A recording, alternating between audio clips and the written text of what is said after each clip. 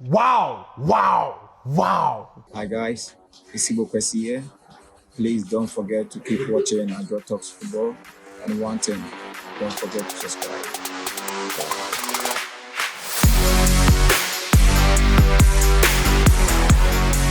On Mourinho's birthday week, he does it again, and the magical special one is back. Only goalkeeper go score goal, make Mourinho may come to the next round of Champions League. Guys, today I surprise you guys with my sporty friends and telling you guys they ask for the boys. Charlie, but Andy's here today, and my big bro, Kosi, is also here. Charlie, we do the game together live on Sporty. And Charlie, Champions League, the goals, boys top bet today, my boys to go bleed. But I mean, Charlie, fantastic game. And we can start with Mourinho. Andy, surprisingly, the Mourinho aura is still there. The Mourinho flair is still there. The Mourinho tension is still there. He catch a former team, wow them. And keeper score goal. Mourinho did that plenty. I'm surprised. Habibi, to the fans of Joao Talks Football, keep on supporting him. Habibi is back, Mr. Wow Kanakeda or Mr. Kanakeda. Finally, I am on the channel, and let's talk about Benfica. See, as at the 95th minute, they were out of the Champions League. Yeah. That's the beauty of football. You can't get any sport like that. We have always said this. Basketball doesn't come close. Tennis, badminton. It's just football that will give you this. And kudos to Mourinho. He came at a very wrong time. They were just losing games left, right, center. But he took this team. They had a very, very, tough UCL campaign. They faced Chelsea. They went away to big teams. Losing anyhow. Yes. So he coming, steering the ship, and they qualifying by the last kick of the Champions League by a goalkeeper. Who writes the scripts? Who writes such scripts? When it comes to football, I always tell people that there's no bigger blockbuster than football. Because for a lot of these things that happen, you can never imagine them, never fathom them. They happen anyway. And when they happen, they leave impacts that you can never imagine would happen. Now, Mourinho walked into this Benfica job. We know his history. We know what he's done in Europe. We know his pedigree. But for the last few years, people have said he's washed. Yeah, exactly. Been there, seen it, done that. He should exit the scene. But this only happens with a manager who just doesn't have aura, but has a certain knack for unlocking some secrets in football that we would not see as regular human beings. I mean, I can take you back to a lot of instances of Mourinho stories. I mean, Inter didn't win a Champions League for 45 years. He came in and won it. Yeah. Chelsea hadn't won a league for 50 years. He came in and won. He said, listen, I am the special one. And I'm not, I mean, and he's emphatic every time he talks about his credentials. He went out against a Real Madrid team. And people will say it was weakened tactically because of Arbeloa. But then it still takes a lot to take this Benfica team and get the kind of results he did at the stadium. Quality of Madrid. Yes, and the final minutes. I mean, 3-2. Anybody would have said, you know what, let's see if we'll qualify or not. Yeah. But they kept going at it. And Trubin, I mean, he was true top bins there. Got that header, got the goal, and we will remember this day forever. You will. Forever and ever and ever. And Charlie, big ups. I mean, big ups. Quick question. Does this send a signal to the board of certain teams that we can still go in for these old guards and they will do a job for you? Because they seem to watch Mourinho away that he's done. I mean, the outmoded coaches, he has nothing to do again for football. And today, what a statement. I think for a lot of the people at the top hierarchy of certain clubs, I may be wrong, but I think their focus has shifted from just going out there to win trophies. People are fixated on things like philosophy, style of play, and things like that. That's why people are obsessed with a certain caliber of managers. I call them the Gen Z managers because they come in and play a certain style of attractive football. But back in the day, what was Mourinho's style of football? At Chelsea, he played a 4-3-3, attacked. At Real Madrid, at Inter Milan, he was an ultra defensive coach and all of that. He just wanted to win. But now, I don't think when they're interviewing coaches, they just interview them on the basis of, do you want to go out there and win? No. Exactly. You have to play this way and that way and that way.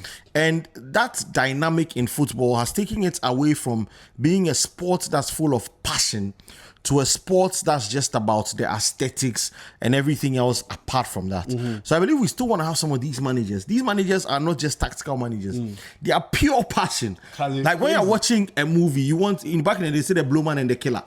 Charlie, sometimes you know be the skills. I tell you. It be the antics and the tactics and the mathematics. I tell you. And Mourinho is that man. He's the guy who exudes passion. And we need managers like that, man. And then he will brag all through in the press conference. Mandy, quick one about Madrid. Where did they go from here? Abeloa, Abba, Enfa. It's not going to work. And you see, we have said several times that all the blame goes to Don Perez, but they still not to believe that he's the biggest problem. I think, you see, Don Perez, his first stint, he left in 2006 when the first Galactico projects didn't churn out well. When he brought in, Zidane, when he brought in Beckham and all those guys, they won the La Liga one time in 5 years or 6 years. Even Valencia won the La Liga during that time with them, the same 1-1-1. So he had to leave. And he came back. His second coming has been so fruitful, being Madrid's best ever President. I think when the applause are high, you should leave. Exactly. They'll be voting next year. He shouldn't stand. Exactly.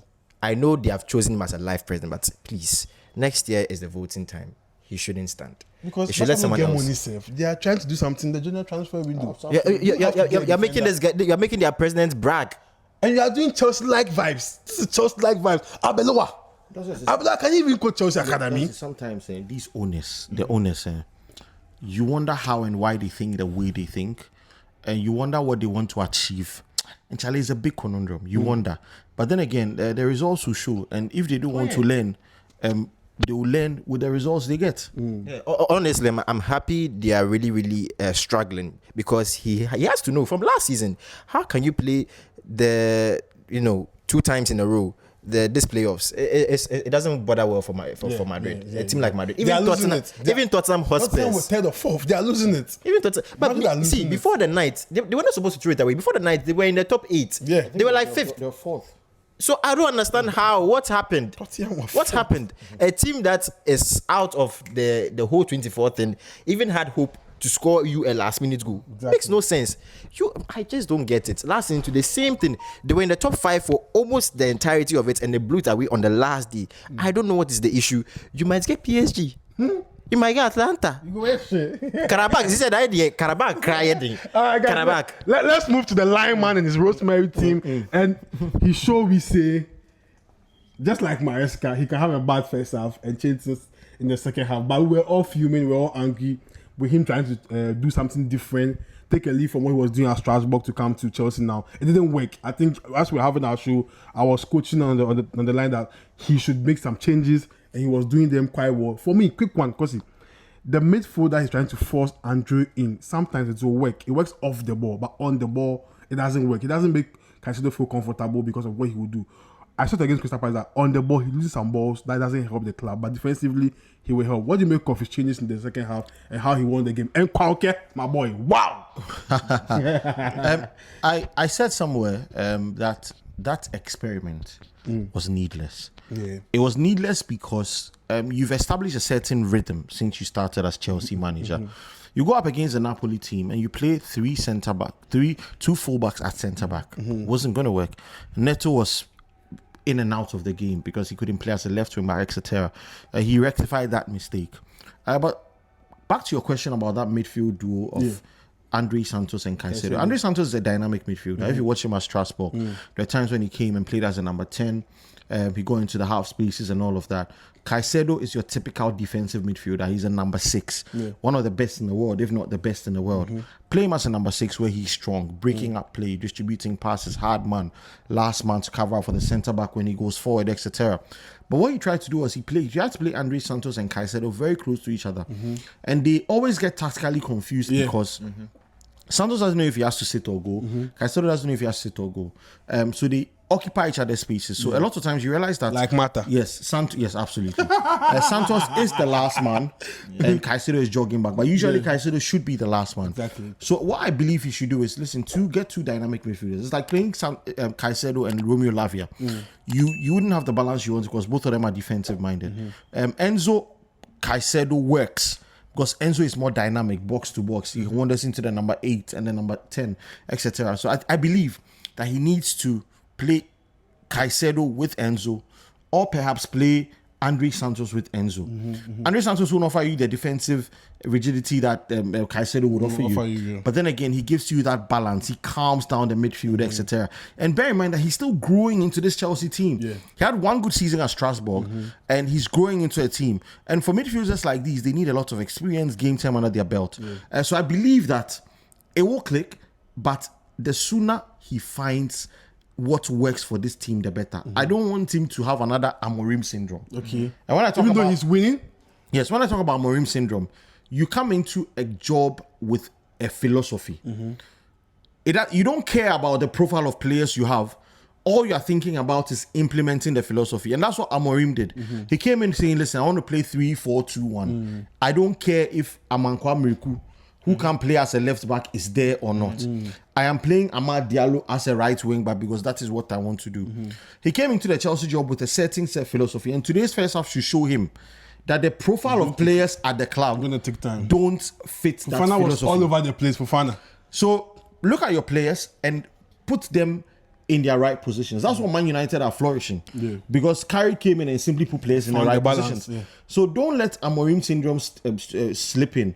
The first half showed that wouldn't happen. The game was more balanced when he put players in the right positions. A 4-2-3-1, like they're used to playing. So he should understand that. And he's learned the hard way. I hope he doesn't go back to this mistake And very again. quickly. And a quick one, Palmer. How fits Palmer?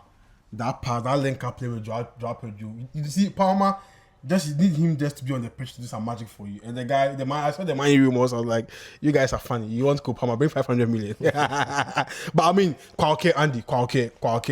There was some dip in form somewhere. Yeah. I mean, when Maresca was having his issues, but I mean, he's back. And Charlie, he showed us that he's a ball playing number 9. Yeah. I think way before even the Crystal Palace game, he has been having, a fantastic run, and I'm happy for him that he's getting the numbers. But see, Cole Palmer, no matter what is wrong with him, if he's 40% fit, 50% fit, I've said it, Chelsea's best player. At some point in time, last season, he was even, from last 2 seasons to last season, he was even the best player in EPL. So, a player like that, not having that much form in the league this season, I think he has scored like only 3 goals in the league or 4 goals in the league this season. People are bashing him and all of that. It's understandable. He went through his injury and he has gone through his phase. I know he will end the season very well and has already started. This is just the beginning.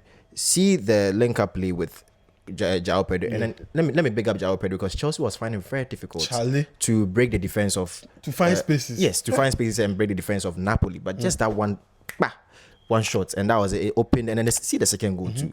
Just took time. Garnacho was on the left side, but he still had confidence in himself. This is what we saw at the Club World Cup. This was the guy that was terrorizing defenders in the Club World Cup. Was making Donnarumma lie down in green pastures by lobbing on the ball over him. So he's a very great player. Right from Watford, he moved from Fluminense to Watford to Brighton, made so much strides, and he's now at Chelsea, a big club. He has to improve, and he's improving because he wants to go to the World Cup.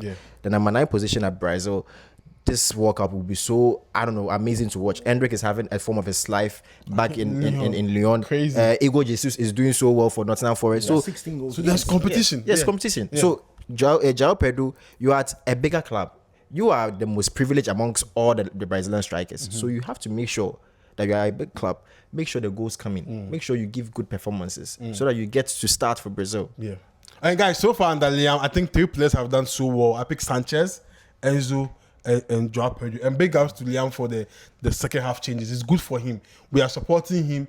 Feel free to play the fundamentals of football. Don't overdo it. You can't play your system at Strasbourg now at Chelsea. You don't have the materials. You don't have the materials. You don't have the materials for it now. But good win, and we'll support you. Let's move to Barcelona.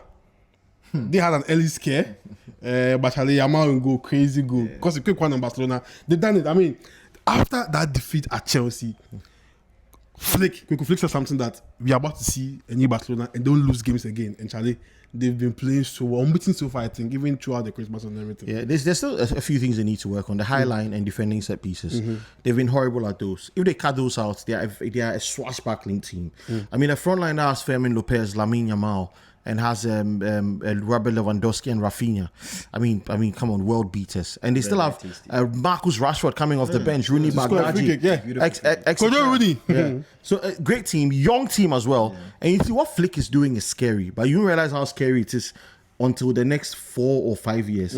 If he's able to keep this team together. Now, that's why he was incensed that the likes of Joe Fernandez were leaving because he had them in his plans. Jomo. Yeah, Jomo.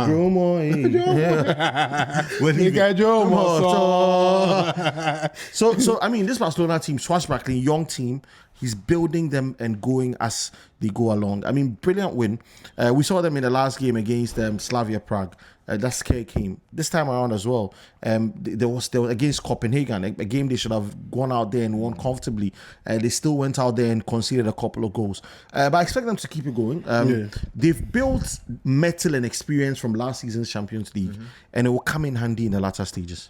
But Andy, quick one. Let me come to you. I think last season people came for you with your Yamal takes, but this season I think the numbers are quite similar to all of his last season numbers, and I think he's doing quite brilliantly well. And we are not seeing the Yamal, the off the football Yamal noise making. So what do you make of his season so far? I think he has had some advisors that have spoken to him that he should take time off social media. Social media, I always say, clout is the biggest drug ever. It's not cocaine. It's not anything. Clout. He was chasing clouds. He got what he wanted. And I'm glad that he has had people to talk to him because the numbers are crazy. Last season, 9 goals, 13 assists. And Dembele beat him by just only 300 points. Yeah. With 9 goals and 13 assists. But this season, now that he's very low-key, 8 goals in just 17 league games and 8 assists. So he would, even 1 goal during the weekend, he will better that goal tally he had last season that he was troubling Dembele for. The world is at his little feet. Yeah.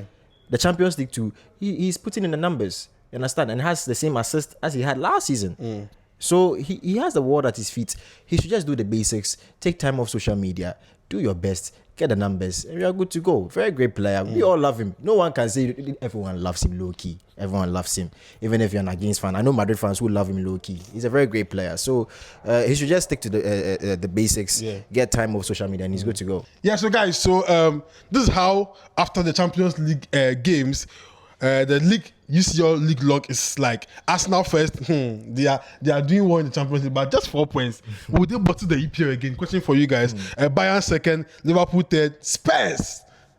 I now get why they are not going to sack Thomas Frank.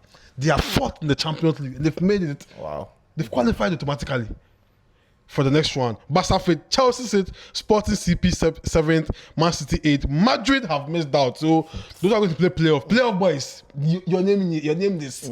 Madrid, Inter, PSG again. Surprisingly. I think they enjoy the playoff vibe. They can't win them again. Hey, F4. Imagine a Madrid PSG playoff game.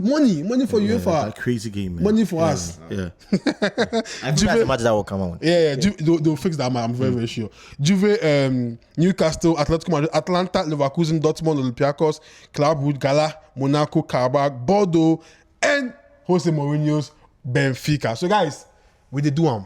Freestyle pony, we did do one. Today, guys, and the third day here, I can't meet them for sporting. We have fun. And our big boy, and our big boy, our big bro, and he's a big boy too. I beg. This man, the whole guy get protocol. We beg you subscribe. Wow. We see you. We out. Charlie, you do the King Ajo.